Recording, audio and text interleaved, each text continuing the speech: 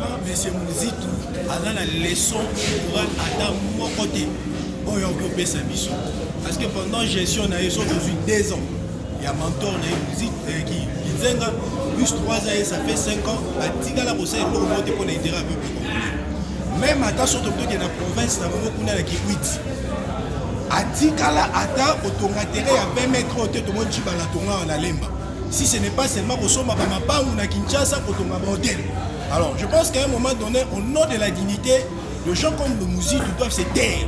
Parce que la Kisibiso a limite na bango. Pendant 18 ans, je suis à Kabila. Monsieur Mouzitou n'a jamais plaidé sur l'intérêt de la nation. Je vais rappeler ici à la qui premier ministre, s'il vous plaît. Donc le chef du gouvernement. Et aujourd'hui, Mouzitou va se permettre de tuer. Vous voyez, peut être guerre ici, là, RDC, RDC pas lancé guerre. On sait comment on commence la guerre, on ne laisse pas finir. Kabila le père a eu l'Arabie au Rwanda en 1997. Lélo, Kabila le père a Kenda.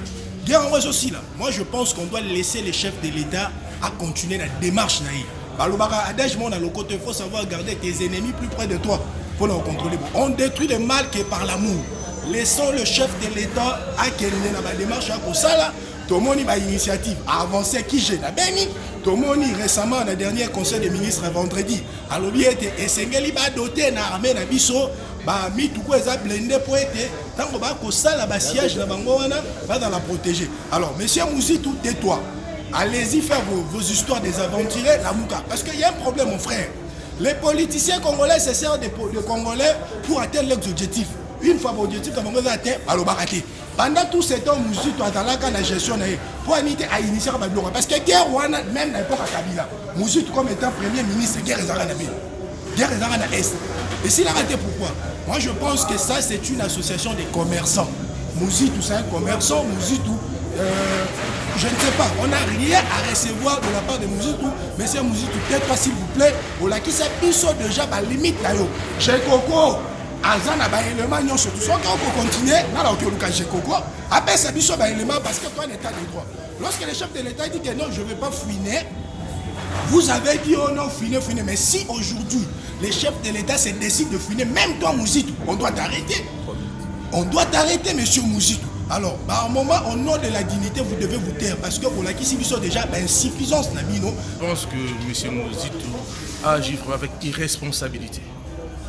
Un homme de cet acabit-là ne peut pas prononcer de tels discours en disant qu'on doit annexer le Rwanda. C'est contraire même en matière du droit international. Il le sait très bien. Alors, Bataboye, vous voyez que Bazaba est démagogue, qu'il faut faire attention à Bango. Déjà, Balika Makila qui est contraire au président de la République, Fachi. Félix Antoine Tshisekedi a lutté contre les problèmes. On a dit qu'il a passé la pauvreté. Non. Problème, on a vécu la grande guerre. La grande guerre est sous la négociation. Les méthodes au président Fachi Azanango, il y a politique à bon voisinage, il y a solo là, il y a négocier sur une situation, il n'y a pas si, pas solo là. Méthode en tout cas, non, tu là jusqu'à quand?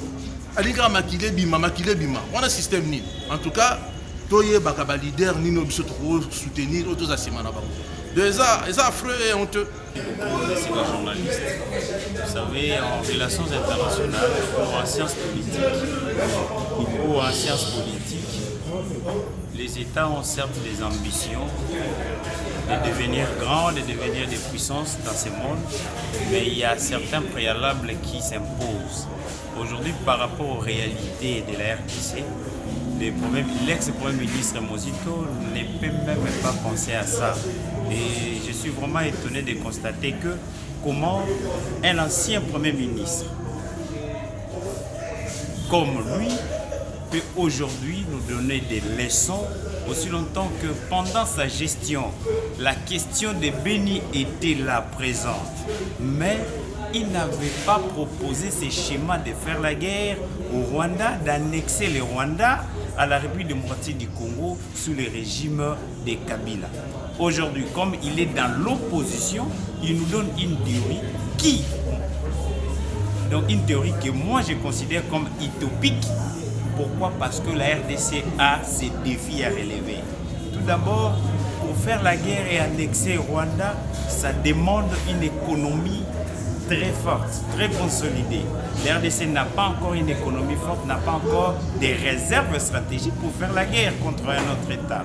C'est la raison pour laquelle le président de la République lui-même, les garants de la nation, les garants des institutions, a mis en place sa vision géostratégique qui consiste à mettre en place la diplomatie de terrain, c'est-à-dire négocier, échanger avec tous les voisins pour que la paix soit instaurée à l'est de la RDC.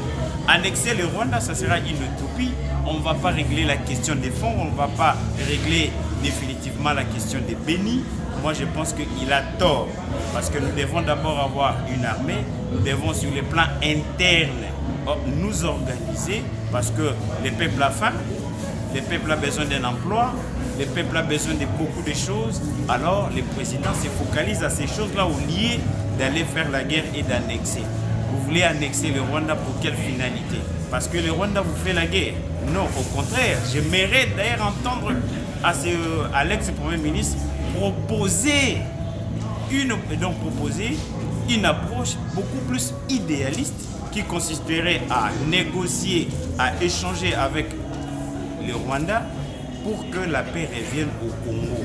Le président avait dit qu'il est prêt pour se sacrifier afin que la paix soit rétablie à l'est de la RDC. Faire la guerre, ce n'est pas régler la chose. Là, c'est de l'utopie. Au contraire, il nous faut une intelligence géostratégique, géopolitique, qui doit contourner cette approche afin que nous restons les gendarmes du monde. C'est ça notre souci. Au lieu de faire la guerre, cherchons comment faut-il devenir gendarme en Afrique centrale, contrôler le Rwanda, contrôler tous les autres États qui nous entourent. Je pourrais tout simplement dire par rapport à ce que l'honorable, je l'appelle l'honorable Muzito, je le respecte. Tant soit peu, il faut dire que la plupart des gens ont voté Muzito, mais ce sont les propos qui sont sortis réellement de sa bouche, n'est pas vraiment, c'est déplorable. Je peux même utiliser le terme dans la dictionnaire, c'est quasi déplorable, en quelque sorte. Donc, sur l'aspect loi cadre réglementaire des Nations Unies, aucun pays peut facilement agresser l'autre pays. Même tout le monde en Corée du Sud et le Nord, le dictateur en question, a attaqué son adversaire ou son voisin. C'est pas ça. On va réellement facilement respecter ce qui est du cadre de loi et cadre des Nations Unies. Les Nations Unies peuvent facilement l'attaquer. Ou les Nations Unies peuvent facilement interpeller l'honorable Muzito. Il serait mieux facilement qu'il puisse descendre à l'Assemblée nationale puisqu'il est honorable et qu'on puisse légiférer toutes ces lois qu'il va faire facilement. Hein? Les actes quasi déplorables que tout le monde a mené M. Muzito, qu'on puisse attaquer toute une population rwandaise. Lorsque tu as attaqué Bamou, nous avons nos frères aussi de Béni. Ils sont pas passés, tu as attaqué facilement, tu as annexé par la bûche le Congolais. C'est un raisonnement, je peux directement dire, c'est du génération spontanée pendant l'époque de Pasteur. Ça ne peut pas se faire, ce genre de choses. Ce n'est même pas quelque chose qui ne peut même pas être véhiculé dans la télévision. Et j'arrive pas à comprendre, nos propres journalistes peuvent véhiculer ce genre de choses, qu'on puisse aller attaquer facilement, agresser le Rwanda et qu'on puisse en annexer. C'est pas juridique, c'est anormal, papa. C'est ce que j'aurais réellement voulu dire sur la population congolaise en question. Tous les gens à Toyo, à Solo, à Lokuta. Le lobby sont les jeunes, tous s'intronisent, tous ici dans le domaine politique, tous les vrai, na faux. Je regrette beaucoup parce que mon Muzito, Aza ex-ministre, en plus Aza honorable. Vision oya lingame biso na Congo to mesana na madilaté. D'abord, je regrette beaucoup pour un monsieur appelé Steve Kiwata, un constitutionnaliste international, mwananga ya Muzito pembeni ya Muzito. Azo permettre na niveau na yanta que constitutionnaliste international, Muzito a parvenir pour promulguer guerre na Rwanda, c'est faux archifaux selon vision ya Mokonzi ya Mboka. Elingi kolobake battu mususu le reste bakobanda ko regretter même pour no kotanga parce que mutu atangi quand même azana notion.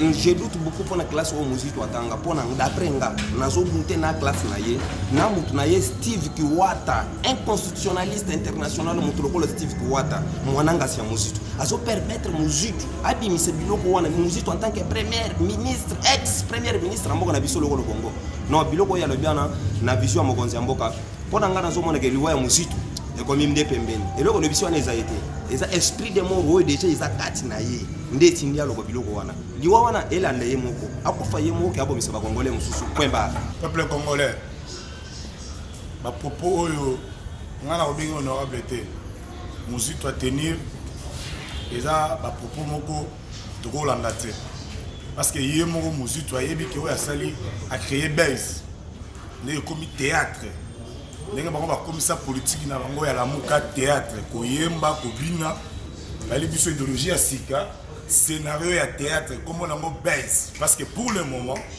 avec Fachi ayeli bango bar tellement likolo ba ko karosa sous le loko te so batali dimension Fachi akela bango likolo pour base la toujours l'actualité nde ayeli biso terme mo ya théâtre donc tokola nango te toko pesa même pas matoyi muzitu ngai na zo biso en personne oyo sali eza base tika politique et ça théâtre comme ça na théâtre ko yibana bien biso tokola na ba propos na hote donc quant à moi je voulais juste que non et un scénario na bango ya la muka ba changer ma forme bazaki na Genève ba biso mama koyemba après le ba changer sur le mususu on a compris déjà ba ça na bango là c'est du base donc on ne peut pas soulever des choses donc on a nango tout pété muzitu ndeko muzitu citoyen congolais eza individu lokola individu nyonso mais dans la compétence na yo te otinda Congo et agresser Rwanda na guerre.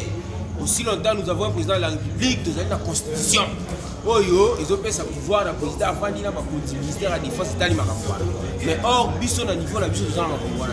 Le président Fachi, à la président Namou, à la Moutaï Nzambé, Samila. Ça montre que non, yo oyebi Nzambé.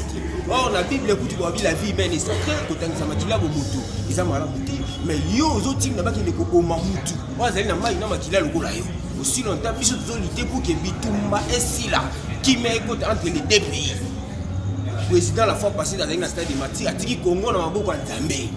Pour être makila etanga lisuté. Tozokunda pour que esila. Yo zo ya lisusu to continuer na kati ya bitumba. Ça montre que non ba science na yo nizo senga bongo. Mais or ko réussir puisque le président Fachi est là de commémorer moi na kimia peut de retrouver solution. Tika biloko wana. Tika biloko wana malamu te. Bino kolobi boye kolala basa banzete kuna boki osala makambo na bino mais yo kukuta esuna makambo ndi ok nous avons président de la République c'est dit botika makambo wana itali bino te